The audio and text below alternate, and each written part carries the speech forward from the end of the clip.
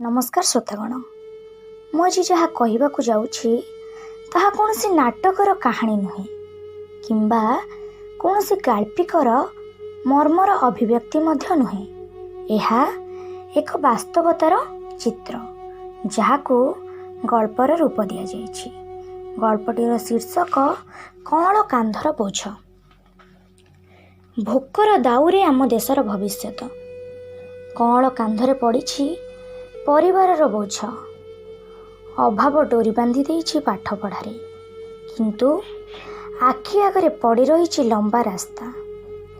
रोगिणा बापा को बंचेबार प्रयास रु हटि जाइनी नाबालक विश्वजित। एभली हृदय थरा कहानी शुणिले आपण भी स्तब्ध होइजिबे। बाबू सेव नियो, बाबू अंगूर नियो, तटका फल बाबू भारी सस्ता, नियो बाबू नियो, मना करनी। मल्लीपड़ा गाँ रास्ता कड़ू गोटे 11 वर्ष बयसर कुनी पुअर एहीपरि निवेदन भरा गला फटा डाक शुणा मिले। ସେହି 11 वर्षर कुनी पुଅ विश्वजित, पूरा नाम विश्वजित राउत। विश्वजित केतेबेले पथचारी को अटकाई तो पुणी केतेबेले सेमानक पछरे धाई धाई फल जाचिबार देखिबाकू मिले। फल बिक्री हेले ता मन भरी जाए आनंदरे। जेतेबेले बाटोईटी मुह फेराई चली जाए ता मुह सुखी जाए। अजाणतरे ता आखिर दुई कोणरू जकेई आसे दुई बुंदा अमानिया लुह। ए डाक पछरे रहिछि एक दारुण दुख कहानी। जड़े बापा पाई पुअर प्राणमूर्छा संघर्ष। आपण माने तो वर्तमान परिस्थिति कथा जानती। संतान माने निजर पितामाता को निज पाखरे रखिबाकू राजी होउनांती। निजर परिणत बयसरे निजर शेष समय तक बापा माँ को गोटे वृद्धाश्रम अति कष्ट बिताइबाकू पड़ुछि। किंतु मु आज आपण मानंको एमिति गोटे कहानी कहबाकू जाउछि जेउठी गोटे पुओ तार प्राणमूर्छा संघर्ष करि चलिछि निज बापांकर जीवन पई। अन्य मानक भली दिने विश्वजित्र परिवार रे खुशीर लहड़ी खेलुथिला। बापा माँ और 3 भौणी का स्नेह और भल पाइबारे बीती जाउथिला सबुदिन। बाबा लक्ष्मीधर राउत को रोजगार रे चलुथिला संपूर्ण परिवार। सेतेबेले 5म श्रेणी रे पढ़ुथिला विश्वजित।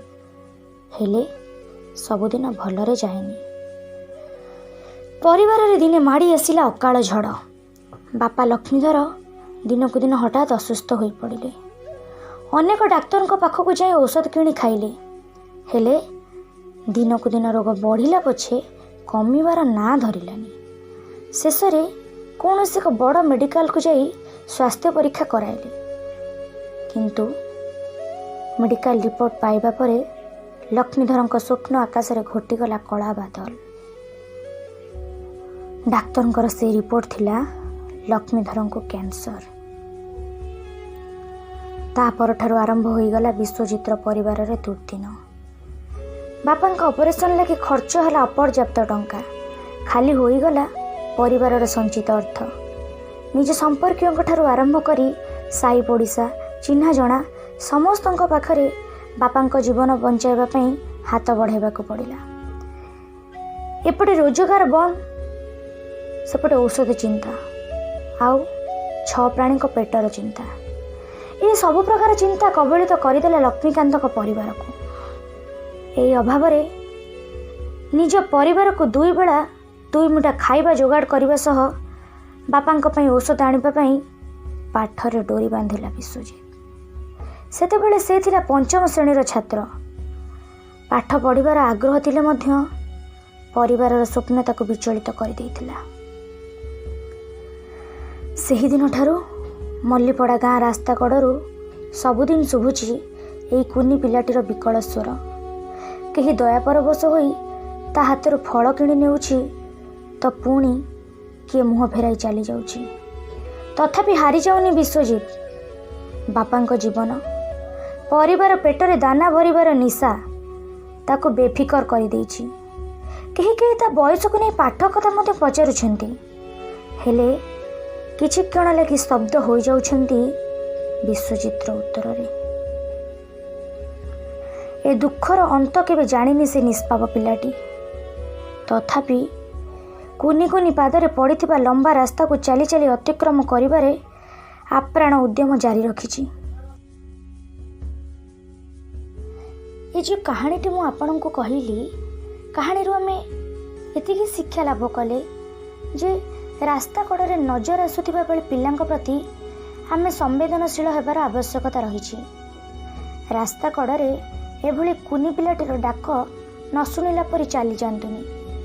ଆପଣ ତା ପାଖକୁ ଯାଆନ୍ତୁ, ତାକୁ ସାହାଯ୍ୟ କରନ୍ତୁ, କାରଣ ଆପଣ ସାହାଯ୍ୟ କଲେ ତାର ପରିବାର ଚଳିବ, ତା ଘରର ରୋଗିଣା ବାପା ମାଙ୍କ ପାଇଁ ଔଷଧ କିଣା ହେବ ଏବଂ ଘରେ ଥିବା ପ୍ରାଣୀମାନଙ୍କ ପେଟରେ ଦାନା ଗଣ୍ଡେ ପଡ଼ିବ। ଖେଳବୁଲା ବୟସରେ ନିଜର କଅଁଳିଆ ସ୍ୱପ୍ନକୁ ଦୂରେଇ ଦେଇ ଫଳ ବିକୁଛି ବିଶ୍ୱଜିତ, କାରଣ ଭବିଷ୍ୟତ ଆଗରେ ଏଠି ପେଟର ଭୋକ ବଡ଼। ତେବେ ସତରେ କ'ଣ ଏ କୁନି ପିଲାକୁ କେହି ସହାୟ ହେବେନି? ଅନ୍ୟକୁ ସହାନୁଭୂତି ଦେଖାଇ ନିଜ ବାହାଦୁରୀକୁ ସୋସିଆଲ ମିଡ଼ିଆରେ ବାଣ୍ଟୁଥିବା କୌଣସି ଏନ୍ଜିଓ କ'ଣ ବିଶ୍ୱଜିତ ପାଇଁ ଆଗେଇ ଆସିବେ ନା ନାହିଁ? ଏ ପ୍ରଶ୍ନ ଆଜି ମୋ ମନକୁ ବେଶ ଆନ୍ଦୋଳିତ କରୁଛି। ଏହି ଗଳ୍ପ ମାଧ୍ୟମରେ ଆପଣଙ୍କର ସହଯୋଗ କାମନା କରୁଛି। ମତାମତ ନିଶ୍ଚୟ ଦେବେ। ଆପଣମାନେ ଏହି ଯେଉଁ ହୃଦୟସ୍ପର୍ଶୀ କାହାଣୀଟି ଶୁଣିଲେ, କାହାଣୀଟିକୁ ମୋ ନିକଟକୁ ପଠାଇଥିଲେ ଭୁବନେଶ୍ୱରରୁ ନ୍ୟୁଜ୍7ର ବରିଷ୍ଠ ସାମ୍ବାଦିକ ହୃଦାନନ୍ଦ ପଟ୍ଟନାୟକ ସାର୍, ମୁଁ ଆପଣଙ୍କୁ ମୋ ହୃଦୟରୁ ଅଶେଷ ଧନ୍ୟବାଦ ଜ୍ଞାପନ କରୁଛି। ଆପଣ ଏହିଭଳି ଭାବରେ ମୋତେ ସପୋର୍ଟ କରୁଥାନ୍ତୁ, ମୋତେ ସହଯୋଗ କରୁଥାନ୍ତୁ ଏବଂ ଆମ ଦର୍ଶକମାନଙ୍କ ପାଇଁ, ଶ୍ରୋତାମାନଙ୍କ ପାଇଁ ଆପଣ ଏହିଭଳି ଭାବରେ ହୃଦୟସ୍ପର୍ଶୀ କାହାଣୀମାନ ମୋ ନିକଟକୁ ପଠାଉଥାନ୍ତୁ। ଧନ୍ୟବାଦ ସାର୍। ଏଥିସହିତ ମୁଁ ଧନ୍ୟବାଦ ଦେବି ମୋର ସମସ୍ତ ଶ୍ରୋତାମାନଙ୍କୁ, ଯେଉଁମାନେ କି ମୋର ସବୁ ଗପ ଶୁଣୁଛନ୍ତି ଏବଂ ମୋତେ ସପୋର୍ଟ ମଧ୍ୟ କରୁଛନ୍ତି। ଏମିତି ମୋତେ ଭଲ ପାଇବା ଦେଉଥାନ୍ତୁ, ମୋତେ ସପୋର୍ଟ କରୁଥାନ୍ତୁ। ମୋର ସବୁ ଭିଡ଼ିଓକୁ ଲାଇକ୍, ସେୟାର କରିବା ପାଇଁ ଭୁଲିବେନି ଆଣ୍ଡ ପ୍ଲିଜ୍ ମୋର ଚ୍ୟାନେଲକୁ ସବସ୍କ୍ରାଇବ୍ କରିବା ପାଇଁ ମଧ୍ୟ ଜମା ବି ଭୁଲିବେନି। Thank you.